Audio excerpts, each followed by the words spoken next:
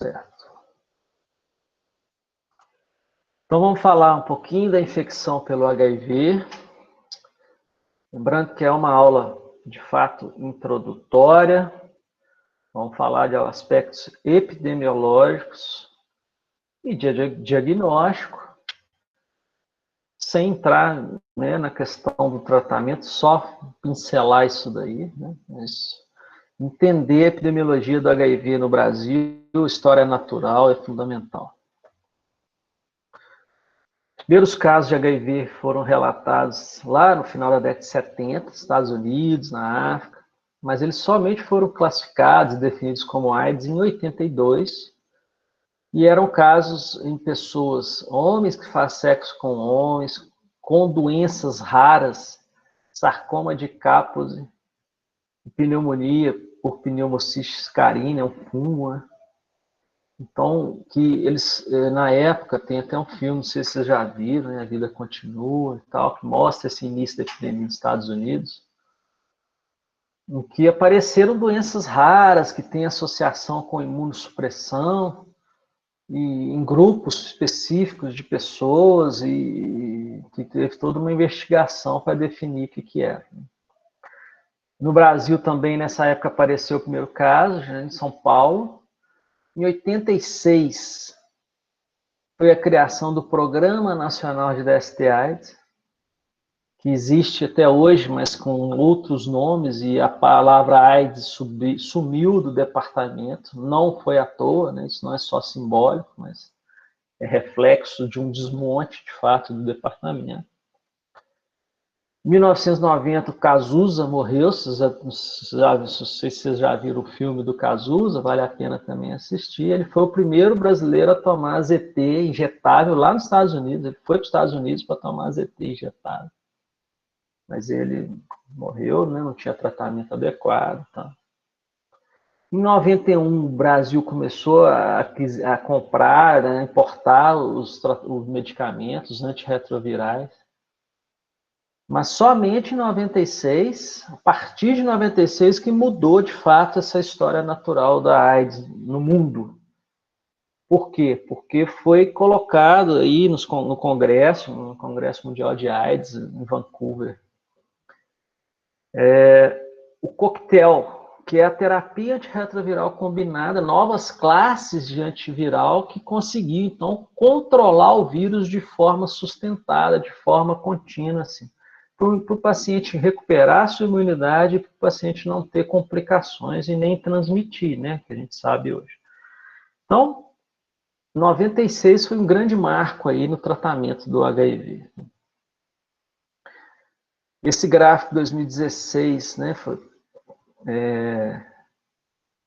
só para a gente ter uma ideia, né, as pessoas, 36, 37 milhões de pessoas vivendo com HIV no mundo, a maioria adulto, metade aí mulher, 2 milhões de crianças, e todos os dias, não, todos os dias não, tinha um outro que tinha por dia, mas por ano, 1,8 milhão de novas infecções por HIV no mundo.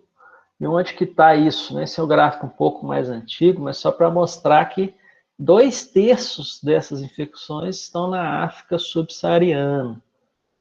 Então, a prevalência de HIV, infecção pelo HIV lá, é muito maior, muito significativa. Tem país que chega a 20% da população com HIV, 5%, 20%. É muita coisa. América Latina, em 1,5 milhão, 1,8 milhão, chegando a maior parte aqui no Brasil, mais ou menos, né? Mas que a gente vê, globalmente falando, que com o tratamento eficaz, a partir de 96, tem tido uma redução do número de novas infecções, uma redução dos óbitos relacionados à AIDS. Isso tem a ver com o tratamento. Então, na linha aí que vocês estão vendo, são os casos de óbitos, número de óbitos, que tem reduzido no mundo, com o aumento da cobertura de tratamento antirretroviral. 2016, mundialmente falando, né? Não, aqui é só na África, na região, né, subsaariana e tal. Então, lá, o tratamento chegando a 70% de cobertura, o número de óbitos, né, reduziu bastante, mas ainda morre muita gente de HIV/AIDS. Diminuiu pela metade em 6 anos com o aumento da cobertura. Bom, a gente fala de HIV, existem populações vulneráveis, grupos de risco, que é o termo antigo, que não deve ser usado, né? O termo atual mais correto são populações-chave, que são mais vulneráveis à infecção pelo HIV. Sim, né? A resposta é sim, existem sim grupos de risco, né? Falando epidemiologicamente falando, né? Então, se a gente for ver a prevalência de HIV por grupos, então, na população geral, no Brasil, na América Latina, em torno de 0,5%, os estudos mostram, por exemplo, mulheres profissionais do sexo, 1,2%, mais de 2 vezes maior. Homens que fazem sexo com homens, 12 a 15%. Pessoas que usam droga injetável, de 3 a 4, 5%. E transexuais e travestis, né? Mulheres transexuais e travestis, 22%.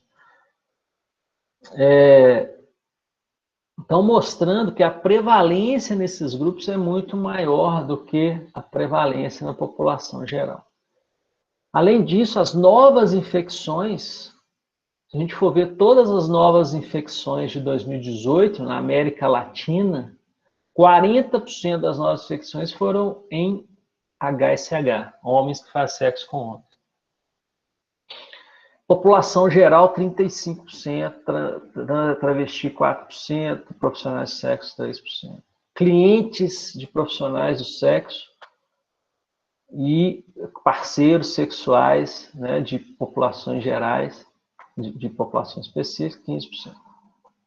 Então, é muito significativo, né, assim, a questão das populações-chave. Isso no Brasil é assim, nos Estados Unidos é assim, países que têm uma epidemia que a gente fala concentrada. Então, se a gente for ver, esse é um estudo um pouco já antigo, mas que reflete a atualidade. Se a gente for ver a prevalência na população geral comparado com a prevalência em HSH, homens que fazem sexo com homens, no mundo inteiro, mesmo em países de epidemia generalizada, em que a prevalência chega a 5% média nos países da África, a prevalência de HIV na população de HSH é bem superior. Na América do Sul, mais ou menos isso aqui que a gente fala, 0,4%, 0,5% na população geral, em torno de 15% na população de HSH, no Brasil. Esse foi um estudo, inclusive, que eu participei desse projeto, fiz meu doutorado na amostra anterior, e nessa amostra atual a gente tem trabalhado em alguns artigos. Foi um estudo conduzido em 12 capitais brasileiras, com a amostra de 4.200 homens que fazem sexo com homens. Qual que foi a prevalência estimada? De 18% nessa população, nessa amostra. É muito significativo isso, muito elevado, comparado à população geral. Então, é mais ou menos no Brasil, isso é um dado de 2018, 0,4% da população com HIV, em torno de 860 mil pessoas, e 135 mil ainda nem sabem do diagnóstico, né? Uma estimativa, né, claro. Então, essa epidemia concentrada, esse é um termo da OMS, tá? Da UNAIDS, na verdade, que é o órgão das Nações Unidas para o combate à AIDS, em que a prevalência é menor do que 1% na população geral, a estimativa aqui é 0,4%, e maior do que 5% em populações-chave, né? Então, como a gente viu, a estimativa é bem maior para travesti trans e HSH. Bom, como é que é a história natural do HIV, né? Então, a partir de uma transmissão do vírus, por relação sexual, principalmente, o paciente pode ter uma fase aguda, uma síndrome retroviral aguda, que vai parecer uma dengue, uma mononucleose, uma dengue um pouco mais arrastada, uma coisa assim, e às vezes nem faz diagnóstico. Esse paciente recupera, ele faz essa soroconversão, aparecem os anticorpos, ele recupera, clinicamente falando, e ele entra numa fase crônica, geralmente assintomática, que pode durar vários anos.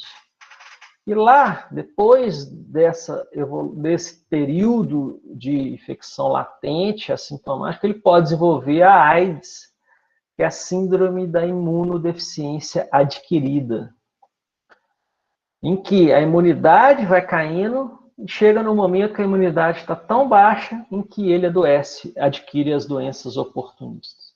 Então, essa progressão, né, para a AIDS, esse tempo de evolução depende muito da velocidade da queda do CD4, que é a imunidade, e da carga viral em si. E aí a pergunta, em que fase nessa evolução que o paciente transmite mais?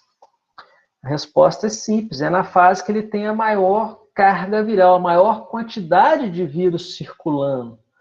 E aí, se a gente for ver, que é esse triângulo aqui desse gráfico, em que fase que ele tem mais vírus circulando? Na fase aguda, em que ele se infectou, e talvez na fase tardia, mas aqui ele está doente já, ele praticamente não tem relação sexual. Então, a grande maioria das transmissões que ocorrem de HIV hoje no mundo ocorre quando o paciente está na fase bem aguda, em que ele acabou de pegar o HIV, ele nem sabe que está com HIV, muitas vezes, e ele tem muito vírus circulando e ele está transmitindo, está tendo contato sexual. Essa fase inicial, o vírus ele vai infectar o CD4, né, que é o linfócito T auxiliar, né, responsável aí pela resposta celular, né, que vocês já viram isso em imunologia. Tem uma queda inicial de CD4, depois até recupera, e essa queda ela é lenta e progressiva, que é esse quadradinho aqui. Chega num ponto em que o paciente começa a ter doença, começa a adoecer. Isso demora em torno de 10, 11 anos para ter uma AIDS doença, né? Mas pode ser menos ou mais de acordo, né, com essa velocidade de queda do CD4, de acordo com a resposta imune e tal. Então, quando o indivíduo atinge níveis de CD4 inferior a 500, acima de 500 é o normal, abaixo de 500 é uma imunossupressão leve. Abaixo de 350 é imunossupressão moderada. E abaixo de 200 é imunossupressão grave avançada, que é a AIDS, né? Com CD4 abaixo de 200. Ele pode ter sintomas um pouco antes, com CD4 300, 400, pode começar a ter sintomas constitucionais, uma fraqueza, um emagrecimento, né? Às vezes uma diarreia crônica, intermitente, vai e volta. E as doenças oportunistas, de fato, aparecem com essa imunidade CD4 abaixo de 200 e abaixo de 100, e aí que vem as doenças mais graves, né? Então, ontem mesmo a gente atendeu uma paciente que há 3 meses começou a emagrecer, perdeu 20 quilos, e ela fraca, desanimada, não consegue fazer nada, teve um diagnóstico de depressão, entre aspas, tá, gente? Mas teve esse diagnóstico, chegou tratando, e ela está com HIV. Na verdade, ela já sabia, tinha abandonado o tratamento, ela não tratava, ela tem 9 anos que ela não consulta. Ela descobriu em 2011 e veio adoecer agora em 2020. Então é essa história natural que a gente está falando. Ela não procurou assistência, ela procurou e abandonou, e não tratava, e o CD4 dela provavelmente está bem baixo, ela está com algumas manifestações já de imunossupressão. Então, essa história natural do HIV é extremamente importante, os marcadores virológicos, né, que alta carga viral no início, depois o organismo controla de alguma forma, e o CD4 ele tem uma queda inicial, não muito significativa, mas significativa sim, mas sem causar uma imunossupressão muito grave. E a AIDS vai aparecer mesmo depois de anos, quando o CD4 está abaixo de 200, principalmente. Bom, para fazer diagnóstico de HIV, nós precisamos de testar. Quem que deve fazer o exame do HIV? Todo mundo, entre 13 e 64 anos. E se a pessoa tem alto risco de contágio, pelo menos anualmente, né? Usuário de droga injetável e seus contatos, os parceiros de pessoas que têm HIV, os homens que fazem sexo com homem, ou a pessoa que teve mais de um parceiro desde o último exame. Então, na maioria das vezes, a pessoa fazer mesmo anualmente, né? Repetir esse exame, às vezes até semestralmente, né? Se for de alto risco.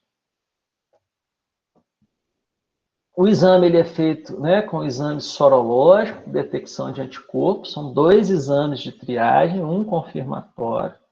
O teste rápido também é exame sorológico, detecção de anticorpo anti-HIV. Lembrando que tem a janela imunológica, que isso é importante, que é um indivíduo que teve uma exposição de risco, ele teve uma relação sexual desprotegida hoje, e amanhã vai fazer o exame, se ele tiver pegado HIV hoje, o exame não vai estar positivo amanhã. Ele demora algumas semanas para aparecer esse anticorpo, às vezes até mais, até 60 dias o Ministério da Saúde fala, mas em geral é 2, 3, 4 semanas. Tá? Que é mais ou menos isso aqui. Então a gente está detectando o anticorpo, o IgM, o IgG praticamente. Então é 3, 4 semanas que vão aparecer esses anticorpos. A gente tem RNA viral, vírus circulando no sangue, mais precoce, é possível fazer diagnóstico, inclusive, com detecção do vírus. E temos o ELISA de quarta geração. ELISA, que é o anti-HIV de quarta geração, ele detecta antígeno viral e anticorpo. Então, a janela imunológica dele é de 1 a 2 semanas. Bem interessante, vários laboratórios fazem o ELISA de quarta geração já.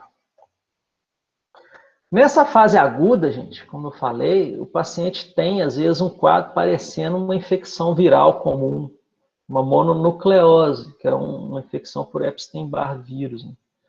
Febre, mal-estar, às vezes umas ínguas, né? Às vezes um exantema, e às vezes nem sabe que está com HIV. Né? Essa fase, como eu falei, ele está com a carga viral altíssima e ele tem um risco alto de transmitir. É muito importante ter práticas sexuais seguras nesse momento, fazer exames corretos, repetir a sorologia, né, se for sua sorologia. E lá na frente, na fase de AIDS, né, SIDA, imunossupressão avançada, a gente vai ver esses sintomas, né, gerais e as doenças oportunistas. Não são só infecções, tem doenças oportunistas, sarcoma de Kaposi não é infecção, apesar que é, sim.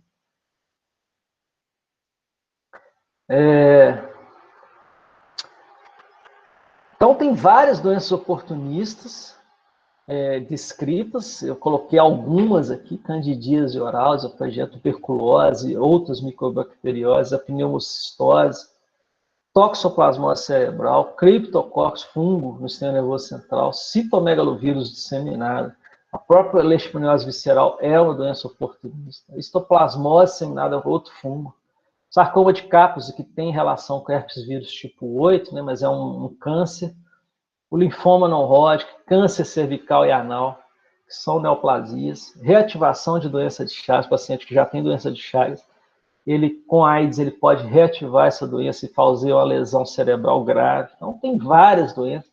Isso aqui é o herpes zoster. Vocês já viram falar de herpes zoster. Ela nem está na lista de doença oportunista, mas aparece quando o paciente tem algum grau de imunossupressão. É o vírus da varicela, da catapora, que ele reativa e causa uma lesão mais localizada. Lesões vesiculares, parecendo uma catapora localizada. Aqui outros exemplos. Aqui é um paciente com sarcoma de Kaposi com várias lesões de pele, prognóstico ruim, CD4 muito baixo. Câncer cervical avançado aqui, né, no colo do útero.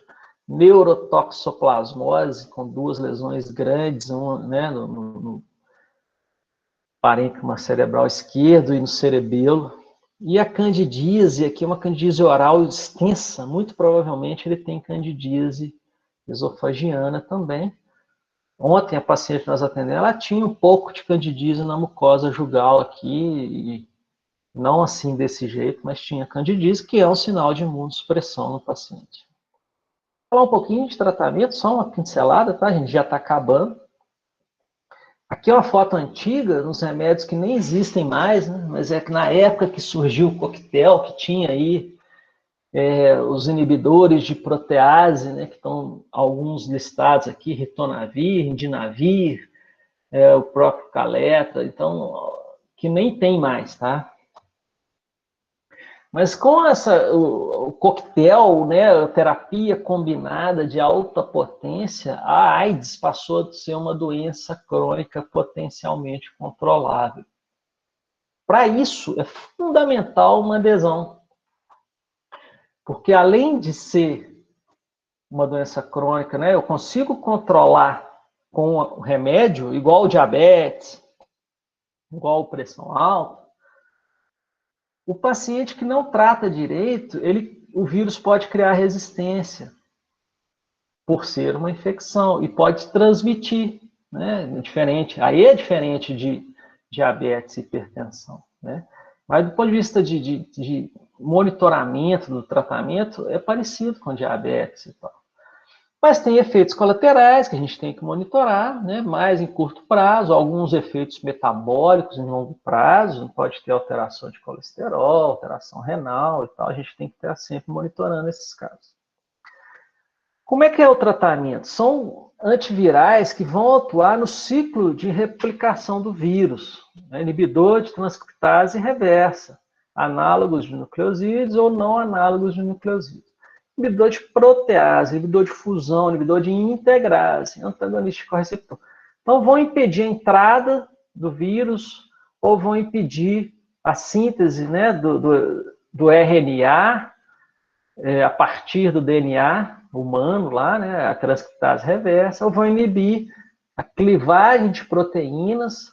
Então, é todo um ciclo, né? Então, o vírus, ele vai ligar no CD4, que é o receptor do linfócito T, e vai ter um correceptor, CCR5. Então, eu tenho inibidor de correceptor, eu tenho inibidor de fusão, que impede essa fusão no CD4. São pouco usados, mas temos esses antivirais. Depois que o vírus entra, ele libera aquele RNA, ainda no citoplasma, a transcriptase reversa vai, a partir do RNA viral, sintetizar um DNA viral. E aí eu tenho inibidor de transcriptase reversa. Esse DNA viral integra no DNA humano para poder sintetizar novas RNAs e novas partículas virais. Então, eu tenho o inibidor de integrase, que impede essa integração. De novo, no citoplasma, RNA viral, síntese de macromoléculas que vão ser clivadas pelas proteases virais. Eu tenho uma grande classe também de inibidor de protease. Após essa síntese, né, das proteínas, a formação das partículas virais, eclode e vai para o extracelular e vai fazer uma maturação. Existem estudos somente, não tem uso clínico ainda, inibidor de maturação também. Então, é o ciclo de replicação viral, a gente precisa ter, no mínimo, 3 antivirais que vão atuar em 2 etapas distintas da multiplicação viral para eu poder controlar eficazmente esse vírus. Então, só para vocês terem uma ideia, a gente usa hoje 2 inibidores de transcriptase reversa, mais um inibidor de integrase. E aí a gente consegue impedir que esse vírus multiplique. Como é que faz, então, a prevenção pensando numa doença de transmissão sexual, né? Então, o uso do preservativo aí é o principal. Mas a gente tem que entender que o risco de transmissão anal, por sexo anal, é muito maior que sexo vaginal, que é muito maior que sexo oral. Não é à toa que a prevalência em homens que fazem sexo homem é muito maior, porque o sexo anal tem mais risco de de ruptura da mucosa, né? Pequenas fissuras, por isso o lubrificante é importante, né? E a mucosa vaginal tem anticorpo, tem IgA secretória, que tem uma barreira humoral ali também, né? Ela é mais elástica, enfim. E esse risco vai aumentar se tiver outras DST, especialmente úlceras genitais, se tiver sangue, né, sangramento no ato sexual, a carga viral do positivo, se ele tem uma infecção muito recente ou mais crônica, bem avançada, ele tem uma carga viral maior, então isso tudo vai aumentando o risco de transmissão, né, que é o tamanho do inóculo e tal. Então, para vocês terem uma ideia, isso aqui, gente, o risco de transmissão do HIV por ato, de uma pessoa infectada e a outra não. Se a gente for ver aqui a transfusão de sangue com sangue de uma pessoa que tem HIV para outra é de 92%. Claro, né? Agora, compartilhar seringa para usar droga injetável, 63 em 10 mil, 0,6%. Acidente pérfuro cortante, né, profissional de saúde, 0,2, 0,3%. Agora vamos ver a parte sexual aqui. Sexo anal receptivo, ou seja, o parceiro ativo tem HIV, o passivo não tem HIV, faz o sexo anal, 1,4% em um ato sexual. Vocês veem que não é tão alto, mas as pessoas se expõem repetidamente, né? Então esse risco vai aumentando, né? Vai acumulando e uma hora transmite. Compara isso aqui, gente. Sexo anal receptivo, sexo vaginal receptivo. A mulher pegar do homem, certo? A mulher pegar do homem. 8 em 10 mil e o passivo pegar do ativo, 138 em 10 mil. Então, o risco de transmissão do HIV numa relação sexual anal receptiva é muito maior, 15 vezes maior do que o risco de transmissão numa relação vaginal receptiva. Então é isso que nós estamos falando e por isso os homens que fazem sexo com homens são populações vulneráveis. Não que homem e mulher não façam sexo anal, né? Claro que fazem, mas é bem menos e tal, tem mais sexo vaginal. O sexo anal insertivo, quer dizer, o ativo pegar HIV do passivo, é bem menor, mas é significativo também.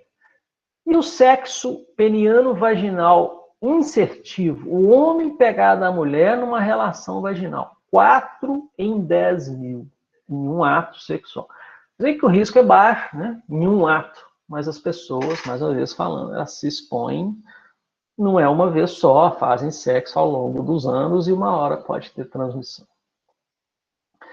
E o sexo oral, olha como é que ele coloca. Isso aqui é do CDC, tá lá dos Estados Unidos, baixo. Aqui a gente considera baixo, mas é bem mais baixo. O sexo oral dificilmente transmite HIV, tá? A gente até recomenda algumas profilaxias quando é sexo oral forçado, né? Por violência sexual, quando tem ejaculação na boca, aí pode ter indicação, mas o risco de transmitir é bem menor. Mas sexo oral transmite outras DSTs, como eu falei na sífilis, né? Então, a prevenção de HIV, ela vai muito pela questão comportamental. Então, o uso do preservativo é fundamental. Mas não só isso, né? As atitudes, os programas educativos, a redução do uso de álcool e drogas. Por quê? Porque aqui, a pessoa que tem relação sexual sob efeito de álcool não tende a não usar preservativo, né? Tratamento de doença psiquiátrica também tem associação de ansiedade e depressão com baixo uso de preservativo. Aí, além disso, a redução de danos, a seringa descartáveis, o uso individual de seringas e tal, também ajuda. E na parte de patogênese tem o tratamento universal. Quer dizer, se eu tratar todo mundo que tem HIV, eu vou abaixar a carga viral dessas pessoas que têm HIV e elas não vão transmitir para as outras. Então, o tratamento ele é preventivo. E tem a PEP, profilaxia pós-exposição. Você teve um acidente de trabalho, teve uma exposição sexual de risco, você pode tomar o coquetel 28 dias e isso acaba evitando uma transmissão. E a PrEP, que é a profilaxia pré-exposição, é um indivíduo que tem alguns critérios de alta exposição, ele toma 2 antivirais antes, ele não tem HIV e vai tomando ao longo da vida, uso contínuo, para evitar o risco de pegar HIV. Isso já existe, já tem alguns lugares fazendo, e nós estamos tentando ver se a gente coloca aqui em Divinópolis, um ambulatório de PrEP. Tratar as DSTs, como eu falei, principalmente as ulcerativas, a circuncisão em países de alta prevalência, né, na África, os homens que fazem circuncisão, eles têm um risco menor de pegar HIV. Então, é uma política interessante em países de alta prevalência. Microbicidas, ainda em estudo, mas alguns aí já começando a querer sair, que diminui também, mata o vírus, digamos assim, um gel que você faz antes de ter relação sexual, mas não temos ainda, está disponível. E vacina também não tem disponível, algumas em estudo, mas ainda uma perspectiva distante. Então, o principal é tratar todo mundo, reduzir a carga viral dos indivíduos infectados. Lembrando que a transmissão é maior na fase aguda, então o diagnóstico precoce é importante, né? Tratar logo que pegar. É difícil isso, né? Mas fazer exame e começar a tratar logo.